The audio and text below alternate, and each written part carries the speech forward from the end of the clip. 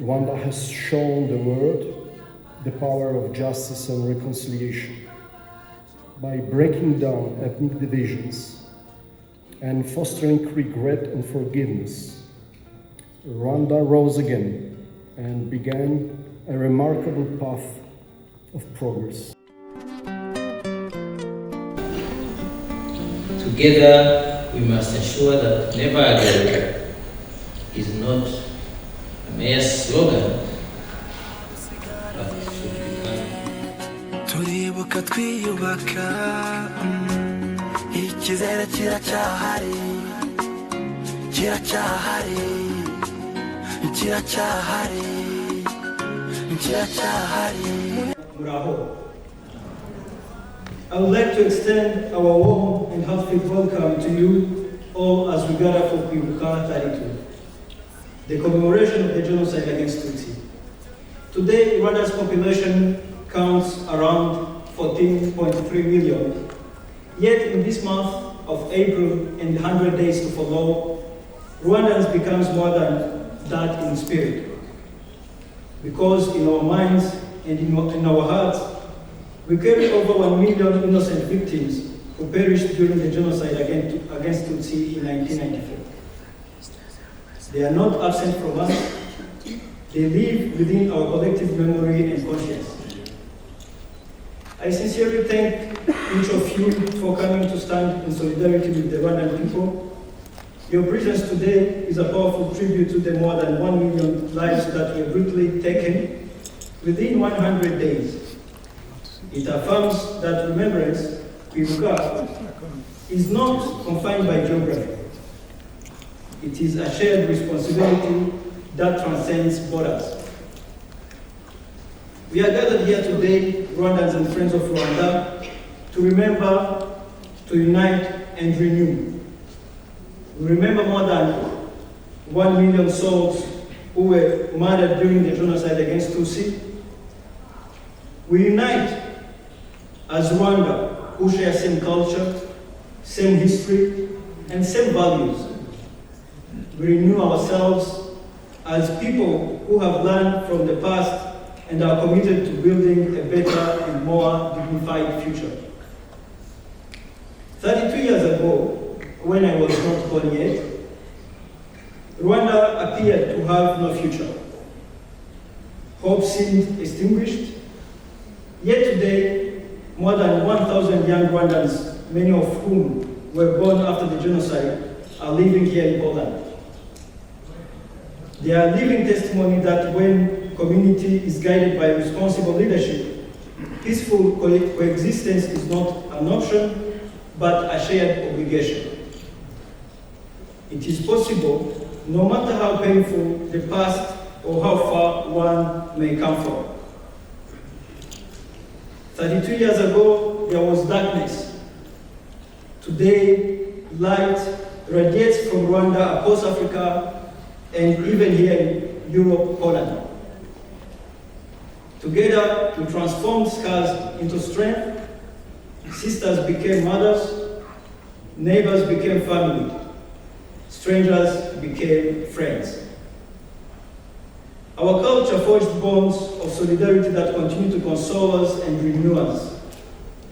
Rwanda has become a family, and that's why we still stand today and strong, despite all that we have endured. Today is also an opportunity to affirm with clarity and responsibility the truth of our history. Millions of lives were brutally taken in the presence of the international community until courageous Rwandan women and men of the Rwanda Patriotic Front took responsibility and acted to stop genocide against Tutsi. This truth must be preserved to ensure justice, safeguard memory, and prevent such crimes from ever happening again. Under the leadership of Rwanda and guided by His Excellency Paul Kagame, our country has come a long way. Today, the Rwandan youth stand ready to protect our nation, our unity, and our history. We firmly reject any kind of divisionism hate speech, genocide denial, and any attempt to distort the truth of what happened. Our strength lies in unity, and our shield is truth. As I conclude, I humbly call upon everyone present today to ensure that never again is not reduced to a slogan.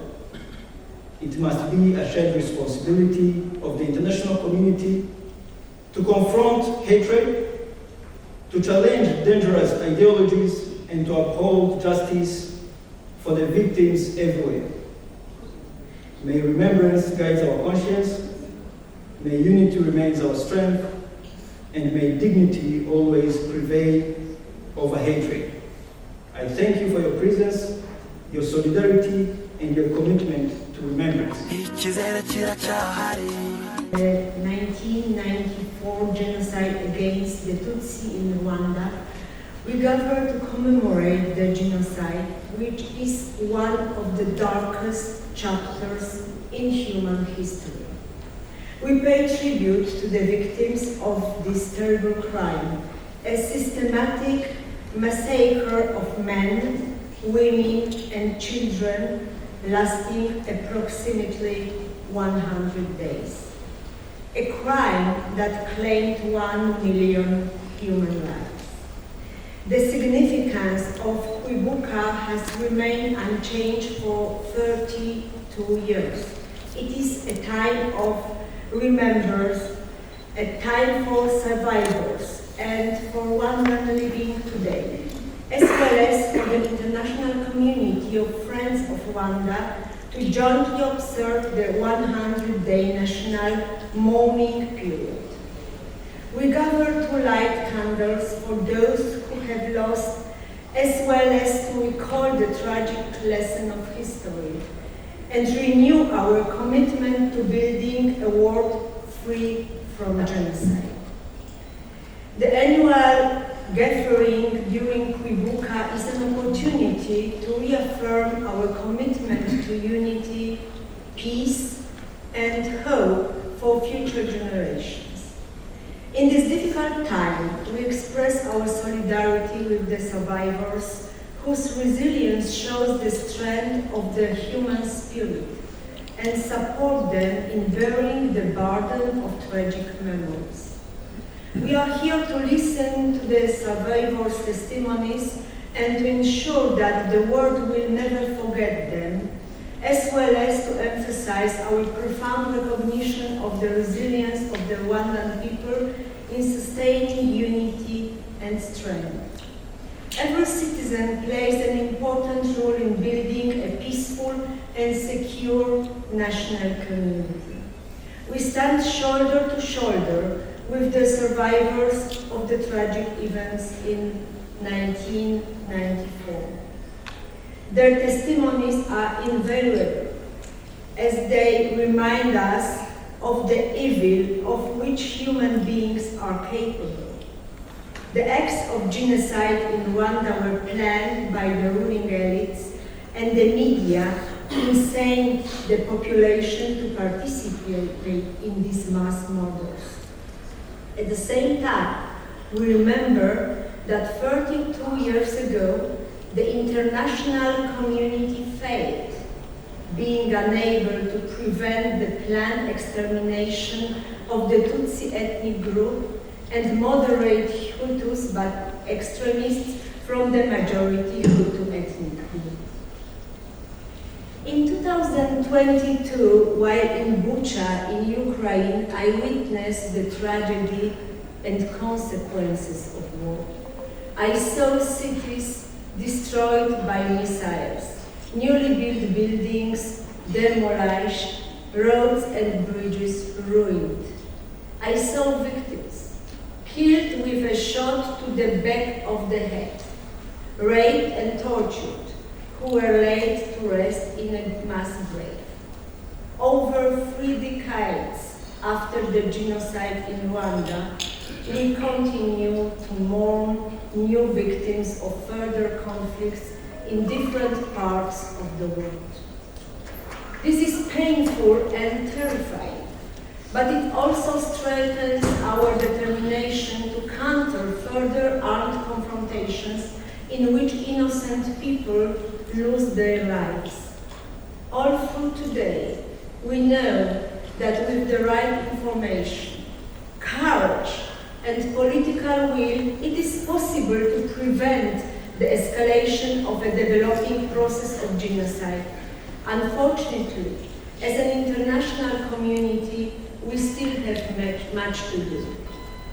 United Nations Secretary General Antonio Guterres said that it's not enough to remember the dead.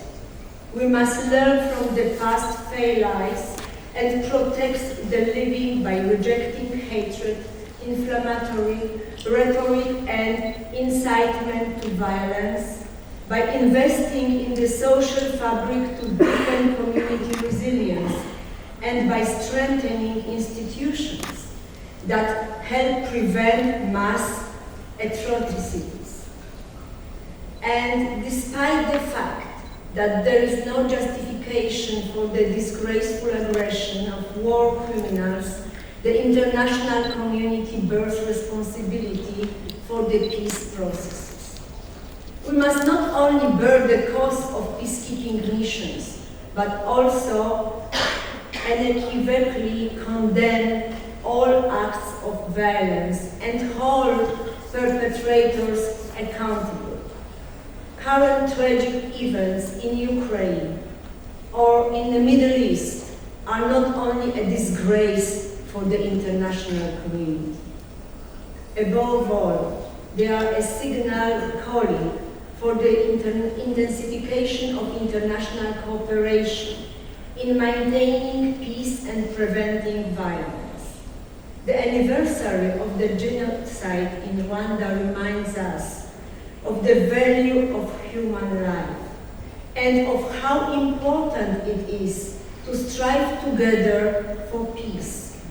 It also reminds us of the power of renewal that enables nations to overcome even the darkest moments in history. Today, Rwanda is a symbol of hope and reconciliation. For other countries struggling with divisions and difficulties, its path to reconstruction may serve as an example and an inspiration. Thank you very much. Icyizere kiracyahari, kiracyahari. Excellency, Ambassador, Excellencies, estimated guests, ladies and gentlemen. We gather here today to pause for a moment. In a world that moves faster and faster, in the world that we travel to the dark side of the moon, again, like we saw yesterday, I think it's very and extremely important that we remember that moments like these are really necessary. These are the moments of remembrance, of reflection, and responsibility. The 32nd anniversary of the 1994 genocides against the Tutsi in Rwanda is not just a date in the calendar, it's a warning. A reminder that tragedies of this scale do not happen suddenly. They are never accidental. They are preceded by years of preparation for hateful language, division, propaganda, and dehumanization of others. It is a process that begins with words, with indifference, with lack of reaction. This is why it's so important we remember that we speak, that we do not allow silence to become complicity. I have the honor to speak here today, not only as a representative of the Polish private sector, Polish investor, Luma Holding Ltd, Smelter, Africa Foundation, but especially as someone, as a Polish person who considers Rwanda to be my second home. Since 2017, I have the privilege of being a part of this country, of getting to know Kigali and Gatsibo, and to become a person who really cares about Rwanda, about Rwandans, and about the peaceful and sustainable development of this country. And this is from my colleagues, from my friends in Rwanda, I think I've learned the most. I have learned that when we speak about the genocide, I have learned from them what true forgiveness means. It's not about forgetting, it's about the conscious decision not to let the past destroy the future. I have learned how not to dwell in the way that it takes away strength, but how to remember in the way that it builds. how to move forward without losing dignity, without losing memory, but regaining hope. Today, we all know that Rwanda stands as a symbol of extraordinary recovery, but this recovery does not mean forgetting. It is built on memory, on wise, responsible, and shared memory. I think this is why every year we all gathered here today. We strive to be close to Rwandans during this time. It's an expression of connection, of friendship, and of respect. It strengthens the bonds we have built over the years. And personally, no matter where I am, I know that I will always return to this date to remember, to honor, and to stand together. And as Honorable Mrs. Morawska said, I think it's very important and it's very relevant that these lessons remain. We've seen the war in Ukraine, we can see the conflicts in the Middle East. All of those remind us that the peace is never guaranteed, that the history is not a closed chapter, that what happened in Rwanda is not a distant past, it's not the 32 years past, but it's a warning for all of us. I think we in Poland, as Poles, we carry a particular sensitivity to these experiences. Our history has taught us what is suffering, loss, and the fight for dignity and memory mean. That is why I believe we understand Rwanda so well. This is why we feel a deep connection there. And this is why it matters so much that we are here today, present, aware, and jointly responsible. I'm truly glad to see all of you, so many of you here. I think it's a sign that the memory lives on, that we are not indifferent, that we understand how important it is to speak, to listen, and to be present with the Rwandans today. Because remembrance is not only about looking back, it's a commitment to the future. So let's today's ceremony remind us that each of us has a role in shaping the world of tomorrow. That responsibility begins with small acts, with words, with attitudes, with the courage not to remain silent. So let us remember, let us speak, let us act. And I hope let us build a world in which such tragedies will never happen again. Your Excellencies, distinguished guests, my friends, Ambassador. Rwanda is a small and fascinating country. I was living there for a short time, but my heart was very touched by Rwandan people. It is a land of 1,000 hills, but it is also a land of 1,000 children's smiles. Because in Rwanda, children are a great gift and future, the hope for a better tomorrow. The shadow of the genocide that took place over Tutsi will not overshadow the process of reconciliation and development in this country today. Amahoro means peace. I am a member of Franciscan Servants of the Cross congregation, which in 2006 came to Rwanda, to Kibeho, to work with its people to build peace by opening future for blind Rwandan children. Your Excellencies, honorable guests, ladies and gentlemen. 32 years ago, for 100 long days, the sun set over Rwanda, and the land was drenched with the blood of victims of a massacre whose scale and brutality still shock the international community despite the passage of time. The modern world continues to grapple with the trauma of those tragic events and pays tribute to all victims of the genocide against the Tutsi in Rwanda. It recalls aloud the stories of those whose lives were brutally taken, along with their dreams and hopes for a happy future.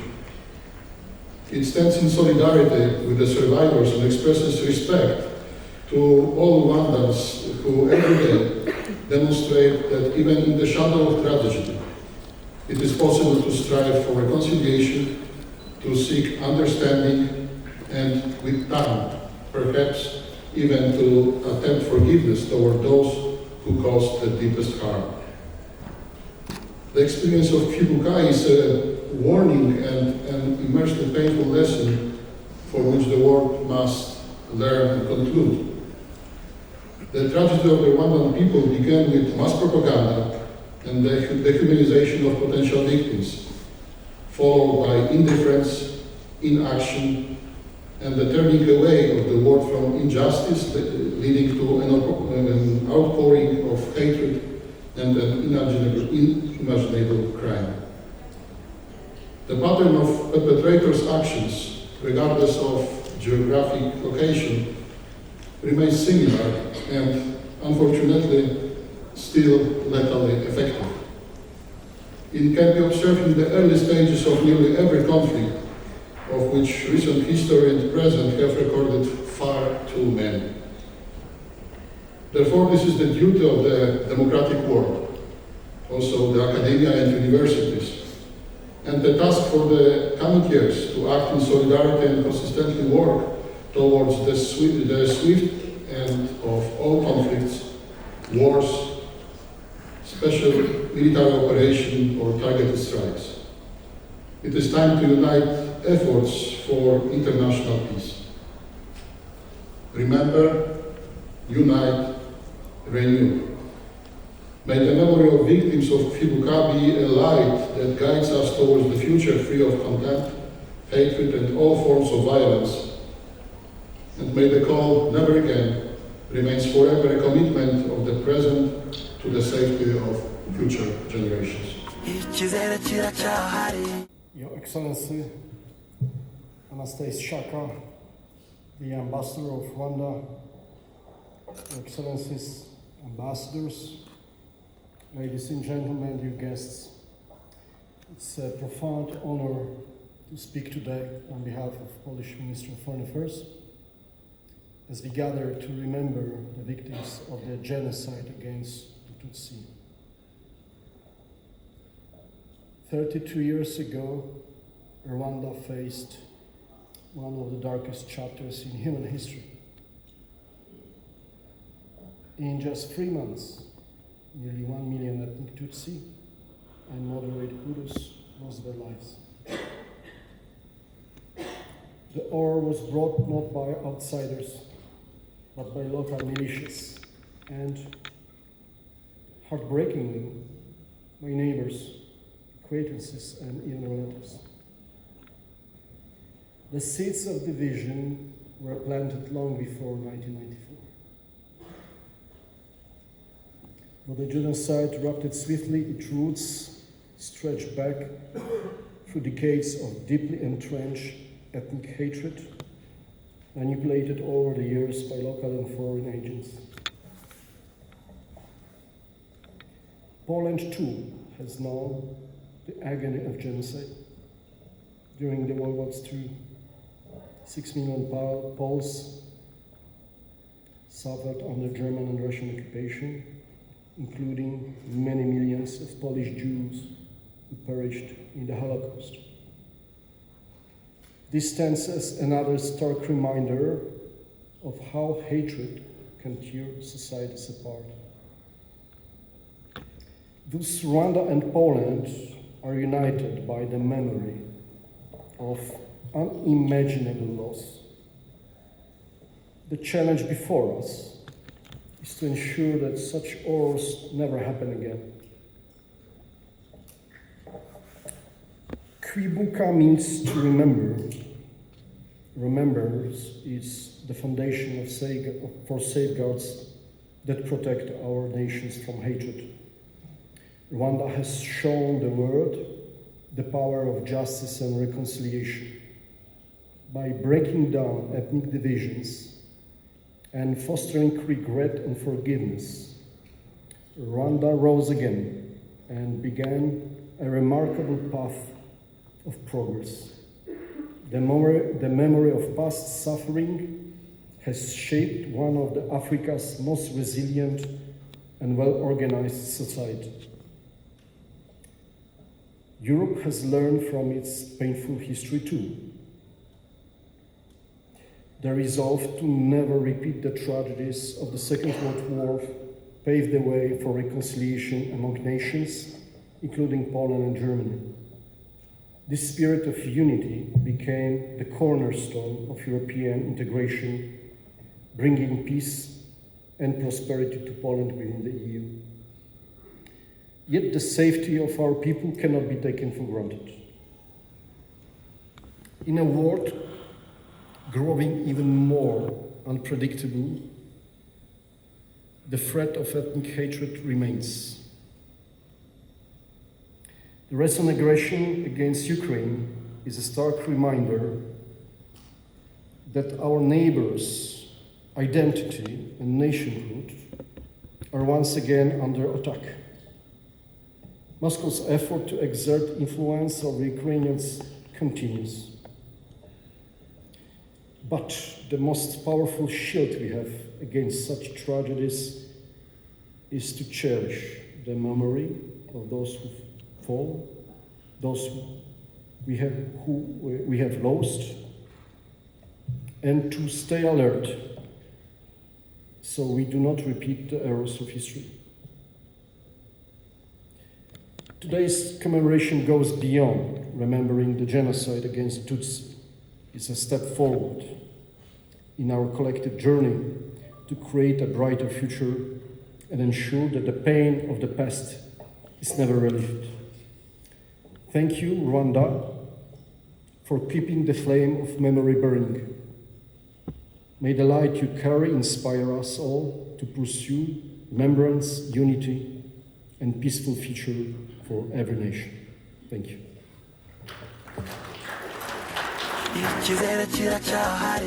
Thank each and every one of you here who worked with us with the flame of hope to the study. It is symbolic, it is fully meaningful. It tells us that we are not alone in the journey of rebuilding our country, ourselves, and of putting forward our security and safeguarding the future for our children. On behalf of the people, the government of Rwanda, and my President, Paul Kagame, I extend our deepest appreciation to all of you and to each of you.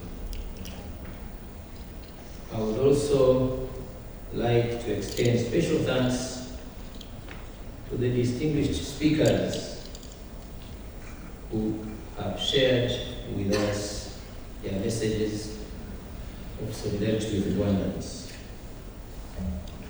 And thank you, Armand, the chairman of our community, for speaking loud on behalf of the post-genocide generation. Your word gives us confidence that our efforts as old generation to save our motherland will not be in vain. I want to sincerely thank our guest of honor, my brother Ambassador Mache, for a powerful message that we are taking straight to the heart. And yes, Rwanda and Poland, as you say, łączy nas wiele. Łączy nas nie tylko cierpienie, ale również łączy nas przyjaźń, pamięć i odwaga. All what I have said in Poland means that we are united by resilience and memory and commitment to the future. So I want to thank Gabriela, my brother Rector Zasada, Dr. Aleksandra, Sister Angelica. Thank you for speaking. speaking loud, not only what we want to hear, but also expressing what we know about you. Each one who has spoken is not new to us, and to me particularly. I can tell you they have expressed what we know about them. Excellencies, distinguished guests, 32 years ago, Rwanda experienced the most violent moment in our history, the darkest chapter, not only, I think, for Rwanda, but for more than one. In just 100 days, we lost 15% of us. Just 100 days.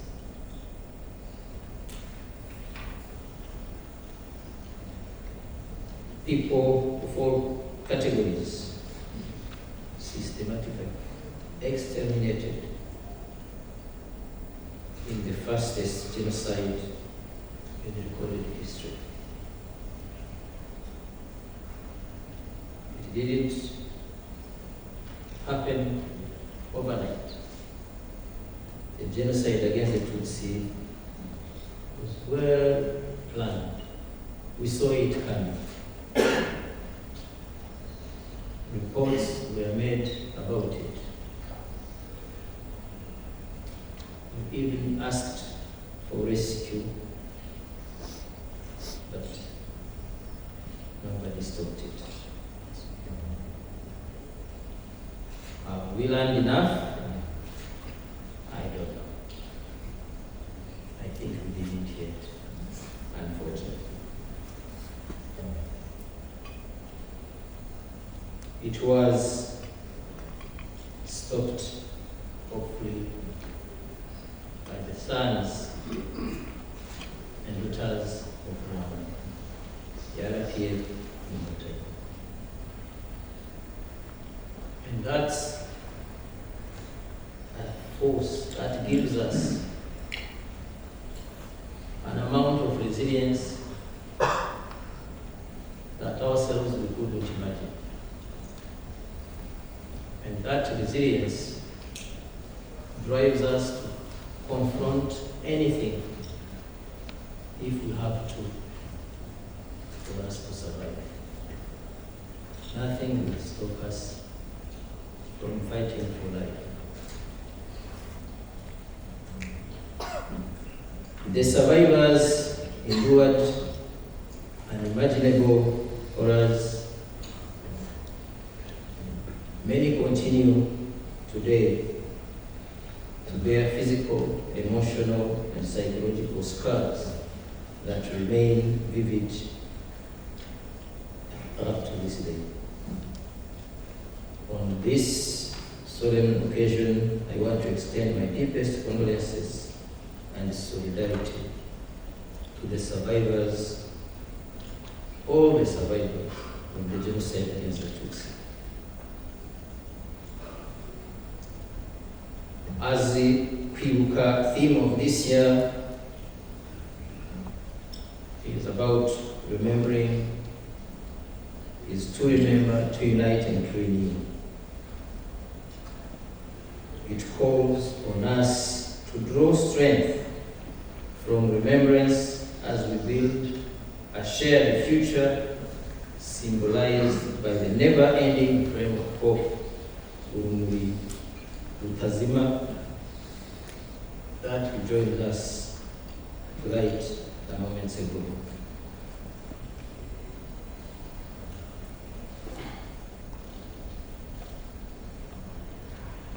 So, as we commemorate KWIBUKA32,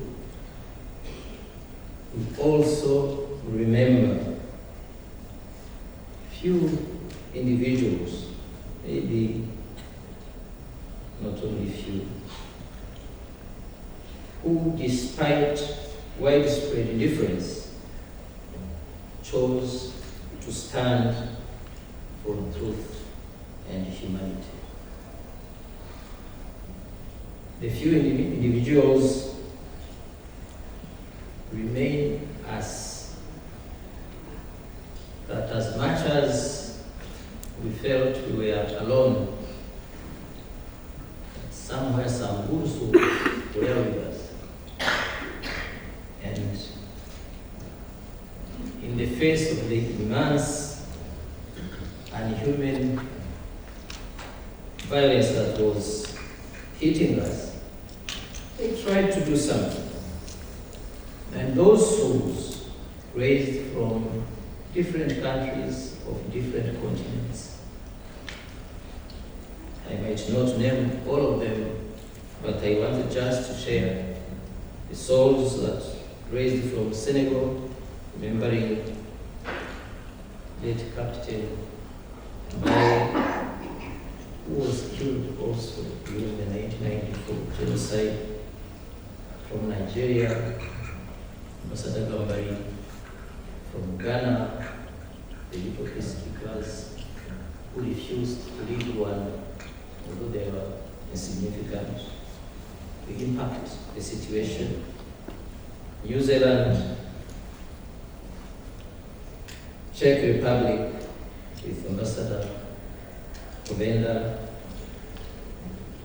and here in Poland, our own Padre Staszek, who is here with us. Padre, if you don't mind, he has been recognized as Rwanda's Murinzi w'Igihango. Murinzi w'Igihango is someone who have, beyond human force, stood up to save people who have been killed. And Stanisław, a Polish father who was serving in Rwanda, decided to do the impossible and saved hundreds of people, risking everything. I want him to stand up so that you can see him. Don't clap. We don't clap today.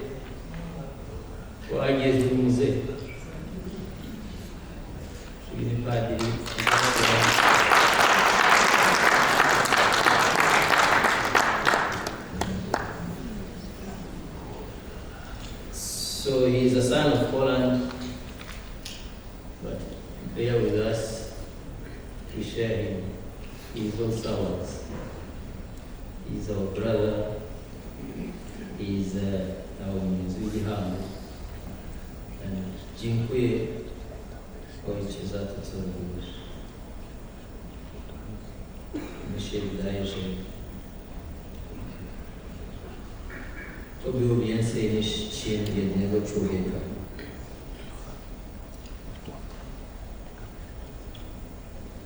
So we didn't, in 1994,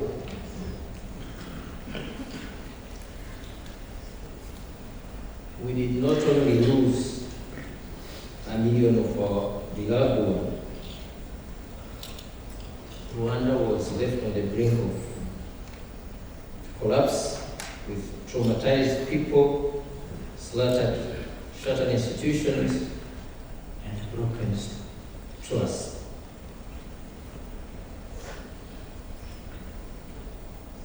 If I leave a little bit Rwanda for a moment, and we are very grateful for what I'm going to say. Today, on the 7th of April, the UN, United Nations, has designated this day of 7th April the International Day of Reflection on the 1994 Genocide Against the Tutsi in Rwanda. So if we can take a moment and reflect about today and about that day. We are thankful that the UN has taken that decision. It's a very good thing to do. It's what we see when we reflect on what do we see? We see lessons that are learned, but they are not materialized. And my reflection today is twofold. One, 1994, the genocide was committed by forces known and identifiable, were stopped by the RPF, Rwanda Defense Forces, or Patriotic Front Army. They moved, created insecurity in the whole region, given different names, and today, maybe we lose one name. The genocidal forces that were there in 1994, they have never been neutralized, demilitarized. They are there. We know where they are. But we have failed to neutralize them, and we have failed to sanction or take action against those arming them. We have failed to stop arming them, and we have failed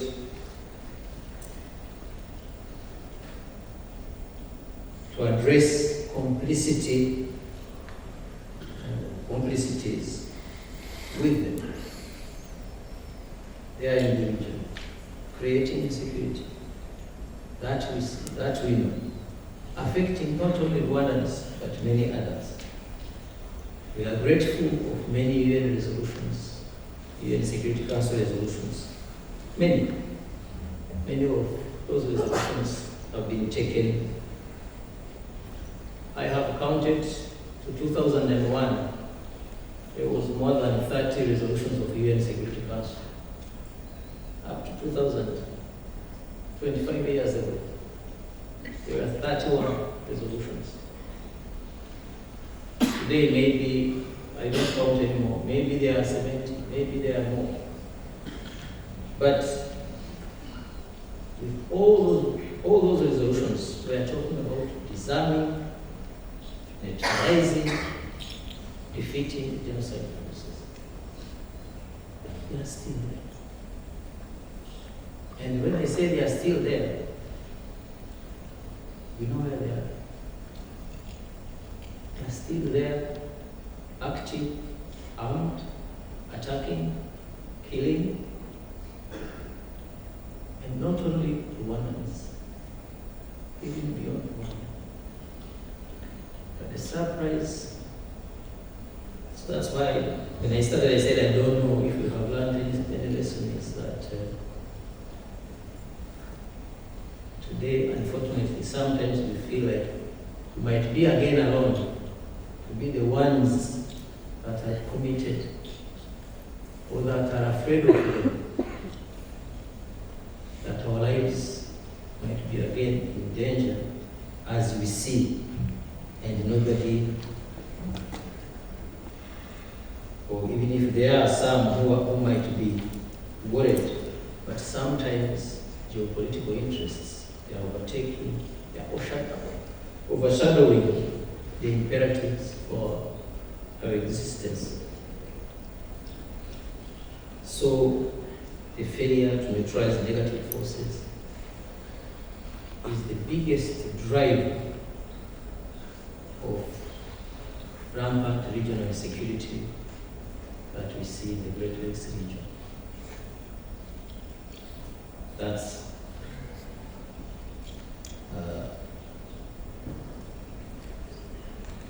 a terrifying reflection. The second point of my reflection today. Thanks to many nations, especially in the north, but also the south, global south, after the 1994 genocide in Rwanda, which was called the preventable genocide by a UN panel. Then the UN again adopted, I think with some countries spearheading it, like Canada and others, adopted what is termed as the responsibility to protect. Many years ago, the responsibility to protect. What does it include? It includes the responsibility to prevent, the responsibility to react when mass atrocities happen, and the responsibility to rebuild when such atrocities have happened, caused in many catastrophes. And what do we see out of this responsibility to protect, which came as a UN kind of new dogmatic, new idea, new thinking. But today, again, we see in the Great Lakes region, particularly in the few countries, in Rwanda, in Burundi, in Uganda, and in many other countries, we see communities. We have refugees. They might be about between 500 and 700,000 of people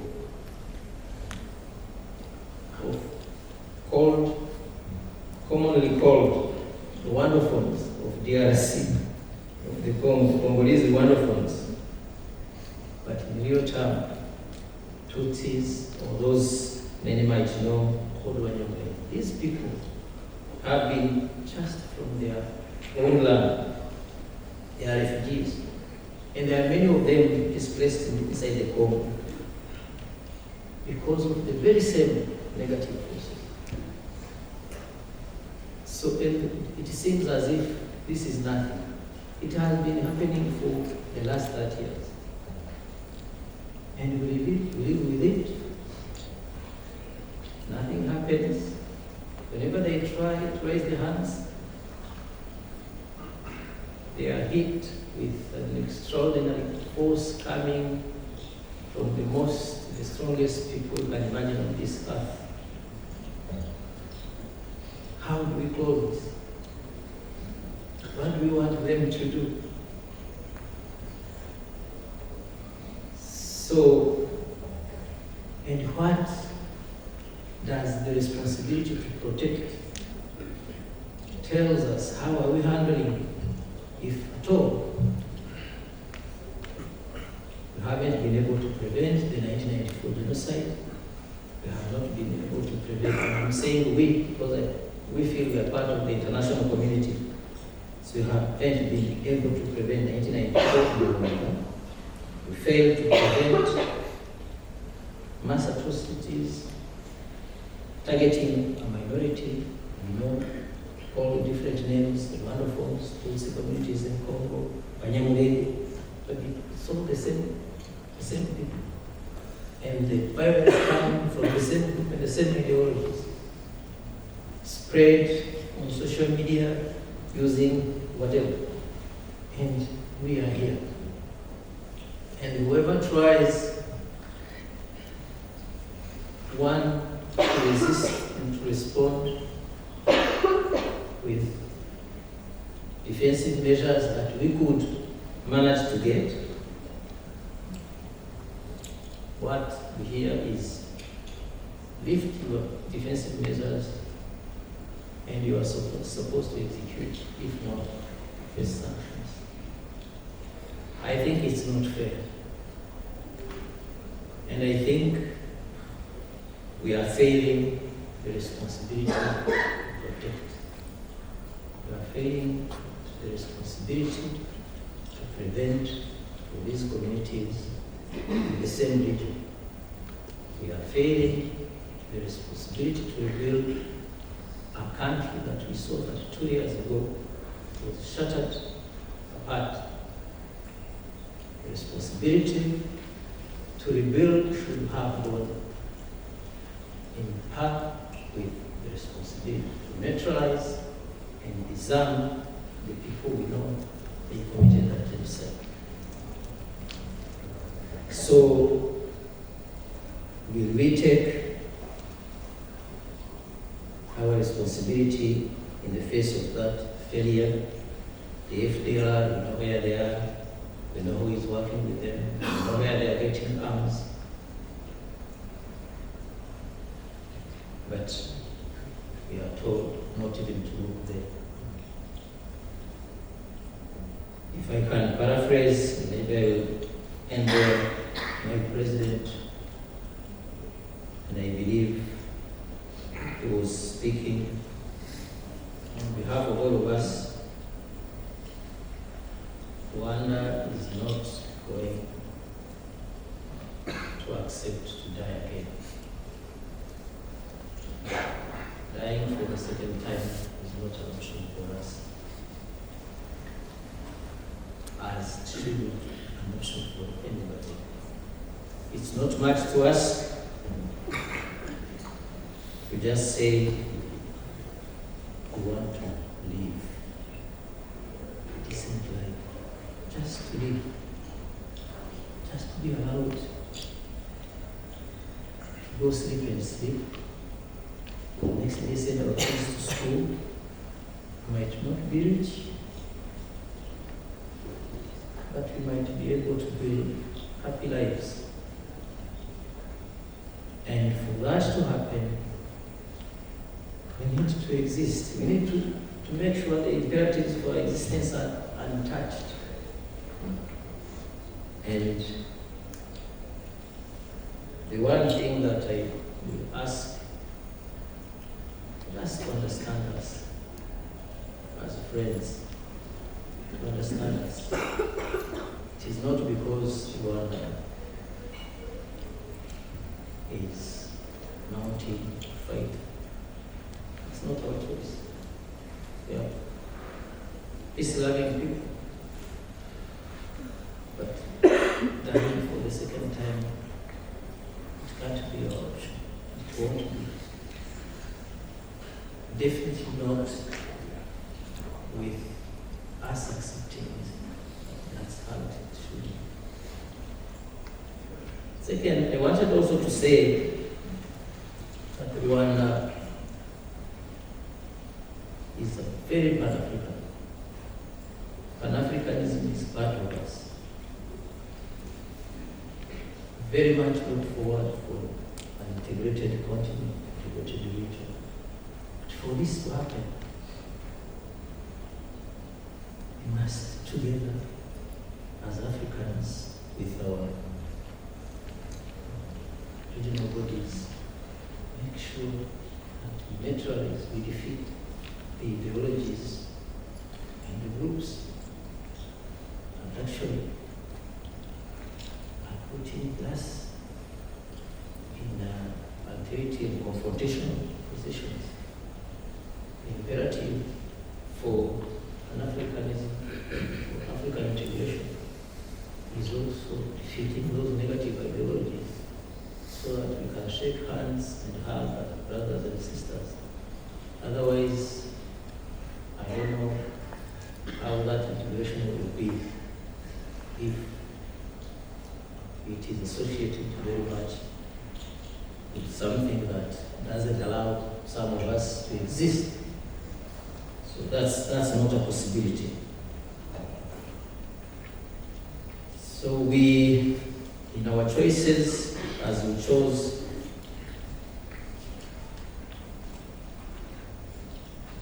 as a nation, our fundamental choices were made three: unity, accountability, and thinking big. Those choices are fundamental choice of every day. We chose unity Unity is our existential imperative, and we have chosen to build it on remembrance, remembering our past, fruit of unity. It might be not easy to understand for everybody. That's our truth. We don't forget what we went through. We make it strength for our future. As I conclude, let me once again thank you all for joining us today at KWIBUKA32. And as I said, I can't thank you enough. Together, we must ensure that never again is not a mere slogan, but should become a lived. So I want to end here. And thank you so much. bazize Genocide abasigaranye turibuka twiyubaka.